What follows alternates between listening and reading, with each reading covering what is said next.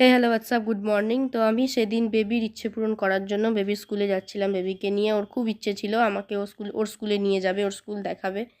তো সেদিন আমি ওর স্কুলে গিয়েছিলাম ওকে নিয়ে। অর্ধেক রাস্তা অবধি আমার সাথে গল্প করতে করতে গেল, দেন মাঝ রাস্তা থেকে ও ঘুমিয়ে পড়লো। সকালবেলায় ওঠে তো, দিয়ে ঘুমিয়ে পড়েছে। দিয়ে ও সারা রাস্তা ঘুমোতে ঘুমোতেই গেল, আর ঠিক স্কুলটা ঢোকার আগে ও উঠে পড়েছিল। তারপরে আমরা কিছুক্ষণের মধ্যেই আমরা স্কুলে পৌঁছে গেলাম।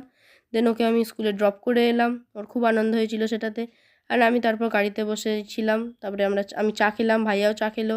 অ্যান্ড দেন আমরা গিয়েছিলাম জুতোর দোকানে। ভাইয়া আমাকে একটা জুতো কিনে দিয়েছিল, স্পোর্টস শ্যু। অ্যান্ড দেন আমি গাড়িতে বসেছিলাম, আমার আর্ট চ্যানেলের জন্য আমি এডিটিং করছিলাম। অ্যান্ড তারপর গিয়েছিলাম ডেন্টিস্টের কাছে স্টেন ক্লিনিং করাতে। তো অনেকক্ষণ বসে থাকার পর তারপর ডক্টর আসেন, অ্যান্ড তারপর আমার স্টেন ক্লিনিং হয়। প্রথমে ভাইয়া করেছিল, দেন আমি করেছিলাম। আর আমি তারপরে গাড়িতে বসেই ছিলাম, এডিটিংই করছিলাম, বেবির জন্য ওয়েট করছিলাম। অ্যান্ড মহারানী স্কুল থেকে চলে এলেন, ওনার তো খুব খুশি। স্কুল থেকে এসে গাড়িতে আমাকে দেখতে পেয়েছে।